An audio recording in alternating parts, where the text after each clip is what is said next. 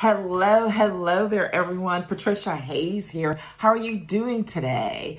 Welcome to today's edition of Coffee Time Career Chat, the authentic networking version. Super excited to be here with you all again today to finish out our series where we have been talking about teen professional relationship development.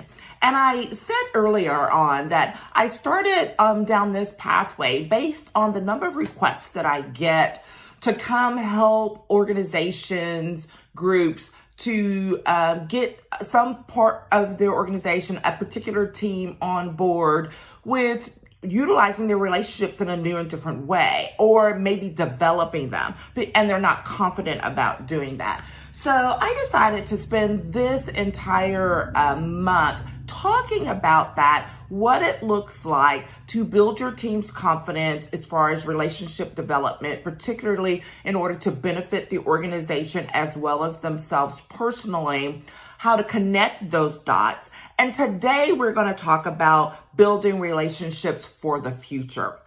So if this is your first time joining us, my name is Patricia Hayes. I'm an executive advisor, empowerment coach, and authentic networking strategist. And my focus is specifically on helping executives, professionals, entrepreneurs, and their teams to build out their executive presence so that can uplevel their careers while also building long-term sustainable relationships, professional relationships that will serve them for years and years to come in a very authentic manner. So here we go with this week's topic of building relationships for the future. So the first thing that I would recommend, particularly if you're the team lead, division lead, or whatever, is that you identify the forward-thinking person on the team. Now, why are you going to do that? It's the obvious.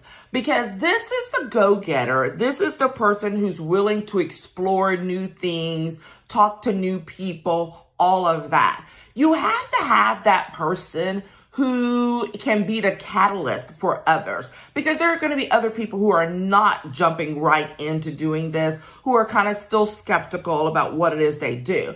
Now, but you have to position it carefully, right? So that it's not looking like this person is being a kiss up, but rather that you're appointing them to be a leader for the team in this particular endeavor, so that they can be the one to say, hey, are you willing to step up and, show others how to engage in this, or to keep things going yourself, so that as we need to explore new opportunities, talk to new types of people, you know that you have someone on that team who you can rely on to do it while you're building out the skill set and the confidence of the others. So it's super important to identify that person. If it's a couple of people, that's even better. You divvy up the goals and the responsibilities. And so that, again, you can create that funnel that will help you for the long term and that team. Okay. And so that the idea is that they will be out there in the marketplace representing you in the way that you need and want, creating that visibility that you need and want as you move forward. Those types of people are always great because it's, again, about the authenticity of it, and they're naturally probably going to be that. Now, here's the thing. There are going to be some go-getters who don't, exude all of that, but maybe they're more reserved, maybe they're quieter, but they also have that ability to connect with people. I call these the sleepers, because these are fantastic people, because they can slide into situations, rooms. They will talk. They're probably the kind of person that people who, will talk to them out of the blue, like strangers will divulge their secrets to, right? These are wonderful people to identify as well. So don't just go for the obvious go-getter. Think about that sleeper in your group who's very well-spoken, who engages, who's probably very thoughtful, and, it's more reserved and quiet, but they are able to move in and out of situations and organizations and things like that very smoothly. So think about that. You got your go-getter or your sleeper. Make sure and identify who that is that will be able to continue doing this work for you on this team, that can serve as a leader within the team on this effort of continuing to build out the professional relationships that you all need for the organization. The second thing is you want to make sure to provide a clear pathway for growth. The quickest way to nullify all of the work that you've done thus far is to just stop it cold. It's just like, okay, this is great. You got what you need. All right, let's go, and done. Like, don't do anything else. That is a huge mistake. Investing in your team's professional development is crucial. Hosting or providing access for them to activities, to networking activities, will help to bolster their confidence and to continue to give them those opportunities that may or may not have existed before, especially coming off of the pandemic, right? So you will have to help make these things happen. So whether it is an, socially distanced in-person activity where you're hosting once a month for the team to get together and inviting in other folks from another part of the industry or another part of the company. I don't know what that might be.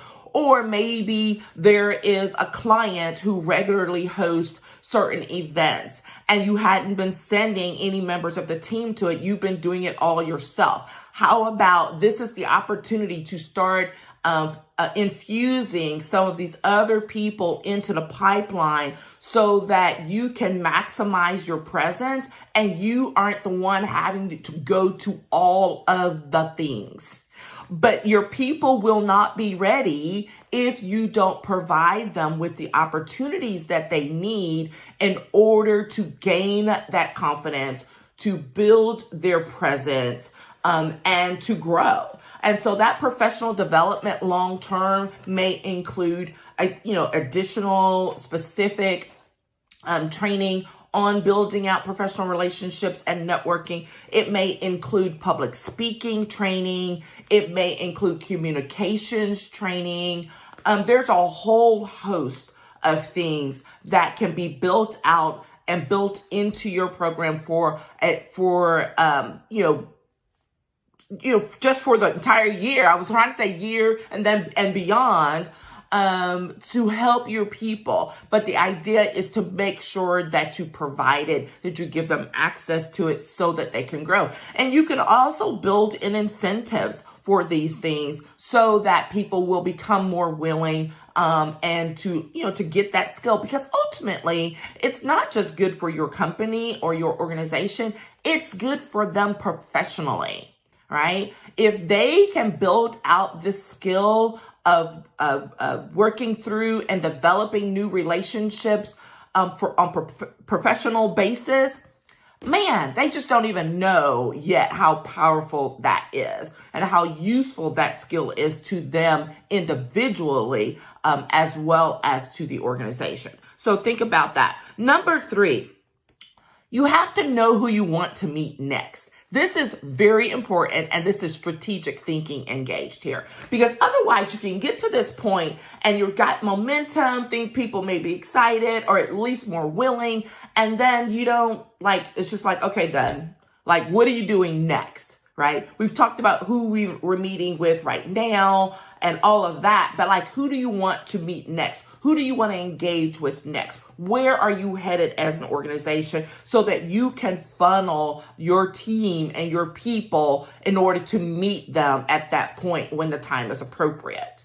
All right. This is super important. So I know for me and personally, there's a lot going on with my business that I'm building out, creating things like that.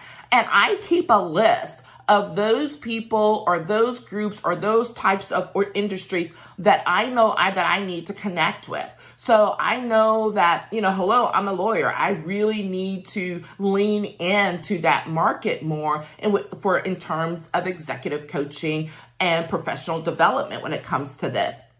Seems obvious, right? Well, what's the other, another source is law schools with new graduates coming straight out who need to be able to make these connections and may not know how.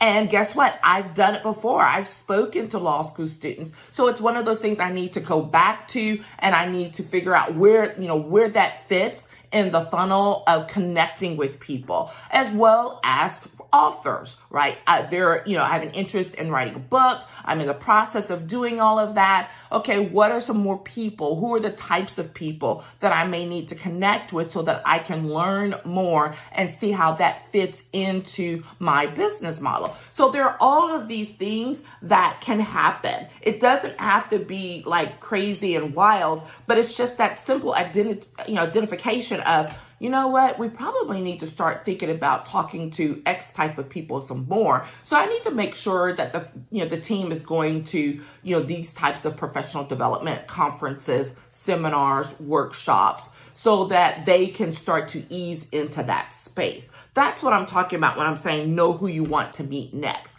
Have a plan.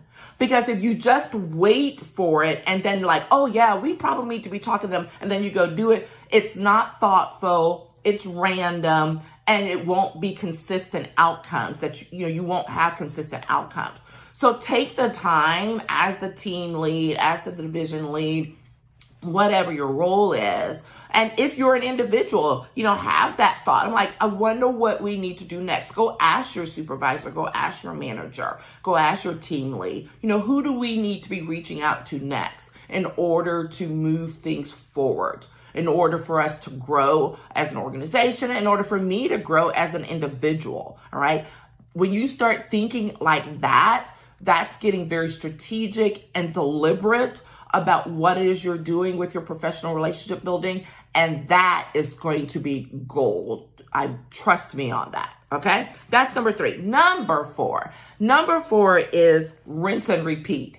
Consistency is the key here.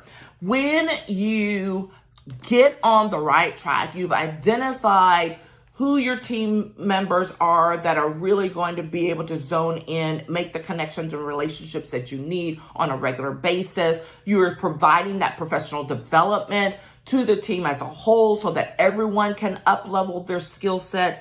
You've identified who you want to know and meet next. And then all of that goodness that we've talked about before with building out your professional confidence of the team, with connecting the team with the mission and the values of the organization and why it's relevant to what it is that they do on a daily basis, and connecting those dots, you have to keep going. The worst thing is when you treat it like this report, it's done, and you put it on the shelf. That is the kiss of death, right? Because you will have invested a lot of time, a lot of energy of not just yourself, but all of your team members, only to have it sit and to not grow. You must water it. You must keep moving it forward. You must help the momentum continue. And it doesn't have to be 1,000 things at once. I tell people all the time that my number 1 tip for starting to reach out, if you have no idea and you're really uncertain and you really haven't been very thoughtful or strategic in your networking activities previously, is set a goal of reaching out to 3 to 5 new people every week. That's it. 3 to 5. Phone calls, email, text if it's appropriate, messaging services, with, like LinkedIn or social, whatever. All of those things, 3 to 5 people. And why do I say that? I say that because if you reach out to 3 people one week, you're like, oh, well, that was easy. And then you do it again, and then again, then you get some momentum going. But if I told you that you needed to reach out to 200 people in the next 12 months, most people would completely freak out and blank out. They were like, I can't do that. What are you talking about? However, do you realize that if you reach out to 3 to 5 people per week and keep it on that thought pattern, that you will reach that 200 number easily within 12 months without even thinking about it, because it's built in. It's the rinse and repeat. It's the consistency of the effort, and to just keep going at it one chunk at a time. This is not the time to overwhelm people with saying, okay, y'all got that. Okay, now we're going to go do 5,000 things. No. Divide those 5,000 things, divide it by 12 or whatever, or divide it by 52 for weekly, not even monthly. Divide it by 52 for weekly and set a pattern, set goals. This is going to be important for setting those goals. Just like you set metrics for how many calls or how many outreach efforts they're making, all of these things, set metrics, set goals for your people for their relationship building. All right. Make it a part of the expectation for them when it comes to their reviews. Now, I'm not saying, it's like, oh, well, you didn't meet X number. No, but like what efforts? If they're showing that they're going to activities, that they're going to seminars or workshops or conferences and bringing information back, all of that. We waste so much time and money sending people to conferences and workshops, and they do not report back. They do not say how that it's helpful to the team. They do not say how it's impactful. It's just like, well, I got that for me and that's it. If you're paying for it, you need to make sure that you know how it's working for you as the organization. So up level those expectations just a tad. I was notorious for going to things and making sure that they knew, that my bosses knew, whether I was a baby attorney all the way to when I was in a C-suite position. So if I was going to attend something, here's what you're going to need to know. Oh, FYI, I met so-and-so at that event and I talked about X, right? Always keeping it top of mind that I know that I was going, and yes, there was a lot for me to gain personally, but here's what I'm bringing back to the team, to the organization as something of value as a result of those connections and those relationships that I'm building out. Okay? All right, that's it. So real quick review. Building relationships for the future. We want to make sure to identify the forward-thinking person on the team, whether it's a go-getter or a sleeper. Make sure you tune into that person or those persons and leverage them to help lead the team in terms of the relationship building. Provide a clear pathway for growth. Invest in people's professional development, host activities that will help to up level that skill set. Number 3, know who you want to meet next. Plan, engage in a little bit of strategy so that you can be one step ahead and know where to direct your people. And lastly, rinse and repeat. The consistency is so important when it comes to this. That is it. So thank you so much for joining today. Hey, guess what? We are going to have lots of great things coming down the pike. First of which is the Building Profitable Relationships Networking Masterclass, which if you haven't registered, you can still register. It is going to be Tuesday, June 1st, 11:30 a.m. Central Time. So I invite you to come register for that. That is free. And meanwhile, we are also working through Diversifying Your Network Masterclass for late June, I believe, pulling that together. That is going to be a workshop series that's going to span over a couple of days. There will be a fee for that one.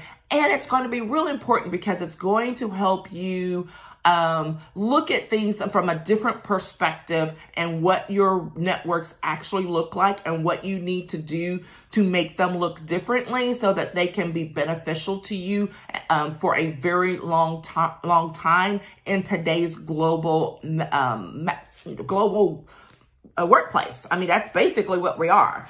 And as well as some new or updated programs and activities as well. So as always, if you have any questions or you want to schedule some time to consult to talk about these things and what it might look like one-on-one, do not hesitate to reach out to me, hit me up in the DMs or email me, and I will be happy to schedule time to chat. All right, take care and have a fantastic rest of your week. Bye-bye.